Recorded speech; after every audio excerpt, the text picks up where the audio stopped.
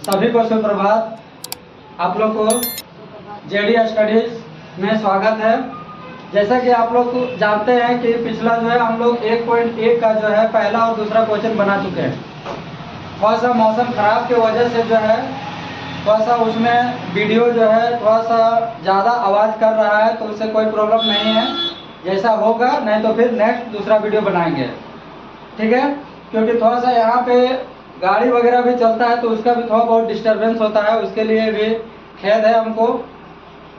बाद बाकी जो 1 और 2 क्वेश्चन नहीं देखे हैं वो पीछे जाके देख लीजिए, जिससे आप लोग को जो है आगे 3 और 4 का क्वेश्चन जो है समझ में आएगा,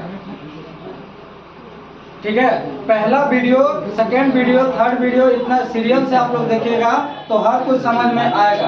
नहीं तो अचानक अगर बीच में देखते हैं तो बीच में देखने से आप लोग को क्या होता है कि क्या होता है परिमेय संख्या, क्या होता है पूर्णांक संख्या, फिर समझ में नहीं आएगा।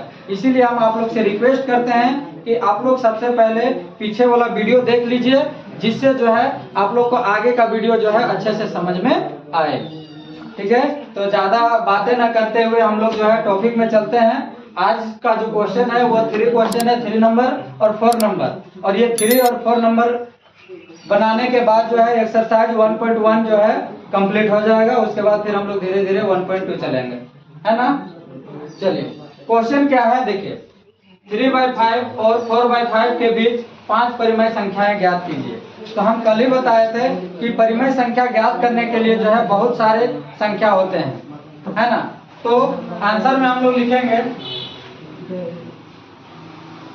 सबसे पहला चीज यहाँ पे 5 है ना। 5 है तो ये 5 के आगे वाला संख्या के साथ में गुना करने के लिए हम बोले थे कल। जो पिछला क्वेश्चन नंबर 2 जो है उसको अच्छे से देखिए, उसमें भी लिखा गया था 6 परिमेय संख्या ज्ञात करने के लिए, तो हम लोग 7 से मल्टीप्लाई किए थे। तो इसमें 5 परिमेय संख्या ज्ञात करने के लिए बोला गया है, तो हम लोग इसमें 6 से मल्टीप्लाई करेंगे। 3/5 गुने 6/6 और ये हो जाएगा 4/5 इंटू 6/6। इसका वैल्यू हो जाएगा 6 तिया 18, 6 पचे 30 बराबर 6 को 4 से गुना करेंगे 6 चौके 24 और 6 को 5 से गुना करेंगे 6 पचे 30 हो जाएगा।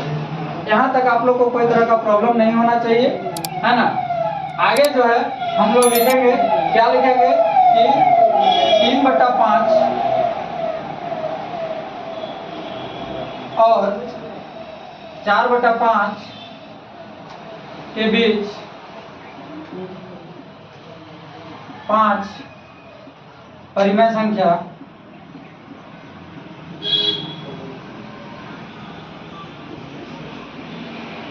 इस प्रकार है।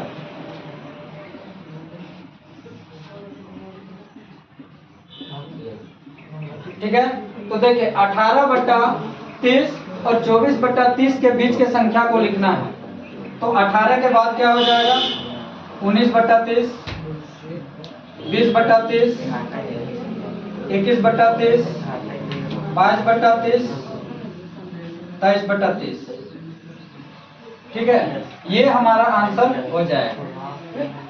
यहाँ तक आप लोग को कोई तरह का प्रॉब्लम नहीं होना चाहिए। और अगर इसका और एक मेथड से बनाना चाहें तो वैसे भी हम लोग बना सकते हैं, या और जैसे यही है 3/5 को हम लोग क्या करेंगे 10 से मल्टीप्लाई करेंगे 10/10 और 4/5 को भी 10/10 से जो है मल्टीप्लाई करेंगे। तो ये हो जाएगा 10 तिया 30 बट्टा 10 पचे 50, 10 चौके 40 बट्टा 5 दाएं 50, ठीक है। इसका न्यूमरेटर और डिनोमिनेटर को देखना है, डिनोमिनेटर को सेम करना है, ठीक है। अगर हम लोग इसको काटेंगे भी तो रिजल्ट हमारा इतना ही देगा। 10 को 10 से काटेंगे तो 3/5 ही देगा, 10 को 10 से काटने से ये 4/5 ही देगा, ठीक है। तो हम लोग इसमें भी लिख सकते हैं कि 3/5 और 4/5 के बीच 6 परिमेय संख्या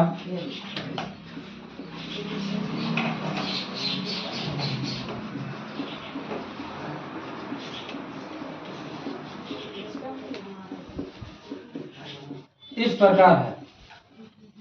ठीक है, तो इसके बाद क्या होता है, 30/50 और 40/50 के बीच में जितने भी परिमेय संख्याएं हैं सारे को लिखेंगे।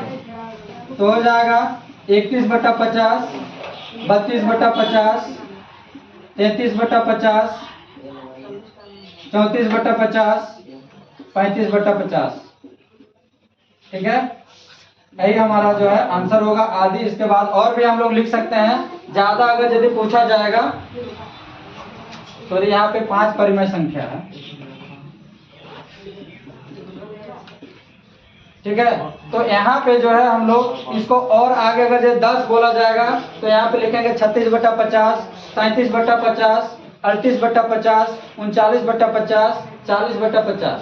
इस तरह का जो है हम लोग आगे इसको लिखते जाएंगे। यहाँ तक आप लोग को जो है अच्छी तरह से समझ में आ गया होगा, कोई तरह का प्रॉब्लम नहीं होगा। चलिए, ये था क्वेश्चन नंबर 3, ये कंप्लीट हो गया। आगे जो है हमारा क्वेश्चन नंबर 4 है। क्वेश्चन नंबर 4 क्या कह रहा है, ध्यान से सुनिए। नीचे दिए गए कथन सत्य है या असत्य, कारण के साथ अपने उत्तर दीजिए। ठीक है, तो यहाँ पे कुछ क्वेश्चंस दिए हुए हैं, 3 क्वेश्चन है, उसमें से तीनों क्वेश्चन का जो है आंसर देना है, वह सत्य है कि असत्य है। अगर सत्य भी है तो क्यों सत्य है, और असत्य भी है तो क्यों असत्य है ना। तो ध्यान दीजिए, प्रत्येक प्राकृत संख्या एक पूर्ण संख्या होती है, तो इसका आंसर होगा हाँ। क्यों होगा हाँ, क्योंकि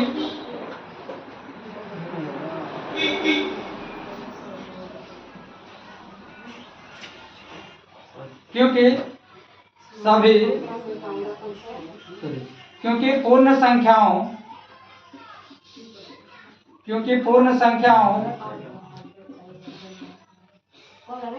के संग्रह, क्योंकि पूर्ण संख्याओं के संग्रह प्राकृतिक संख्याओं के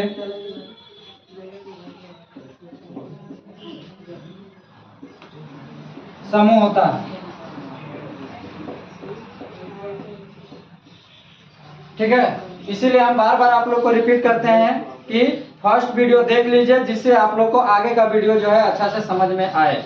क्योंकि देखिए, ये प्राकृत संख्या पूर्ण संख्या जो है हम फर्स्ट वीडियो में ही बता चुके हैं, उससे आप लोग को अच्छा से समझ में आएगा। क्योंकि पूर्ण संख्याओं के संग्रह जो है प्राकृतिक संख्याओं का एक समूह होता है। ठीक है, उसके बाद सेकेंड क्वेश्चन है, प्रत्येक पूर्णांक एक पूर्ण संख्या होती है, तो ये असत्य होगा।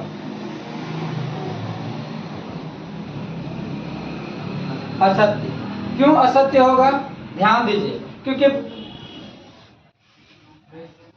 जितना भी पूर्णांक संख्या जो होती है वह 0 भी होता है, -1 भी होता है, -2 भी होता है। लेकिन अगर यदि उदाहरण के लिए, क्योंकि -2 एक पूर्ण संख्या नहीं है,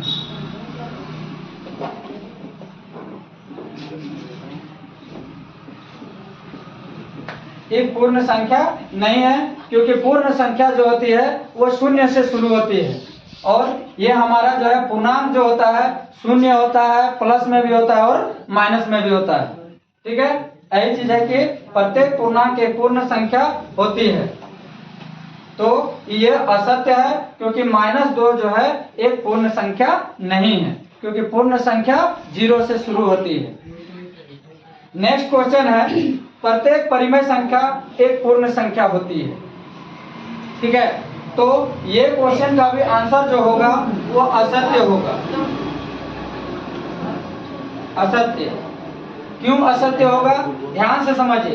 प्रत्येक परिमेय संख्या एक पूर्ण संख्या होती है। मान लीजिए 1/2, क्योंकि 1/2 एक परिमेय संख्या है।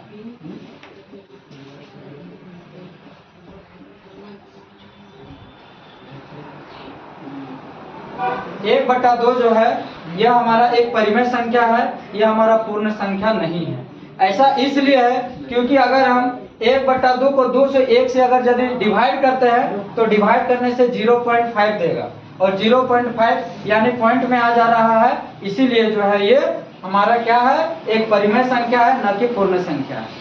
ठीक है, तो आप लोग को जो है स्टेप बाय स्टेप आप लोग को अच्छा से समझ में आ गया होगा। आई होप, आशा करते हैं हम कि इस तरह का जो है और एक एक एक्सरसाइज करके जो है हम आप लोग को वीडियो पहुंचाएं। इसलिए आप लोग जेडी स्टडीज को सब्सक्राइब करें, लाइक करें और वीडियो कैसा लगता है वो भी कमेंट करें। ठीक है, इसके बाद जो हम लोग एक्सरसाइज 1.2 का जो है बनाएंगे, तब नोटिफिकेशन आप लोग के पास चला जाएगा। ठीक है, धन्यवाद।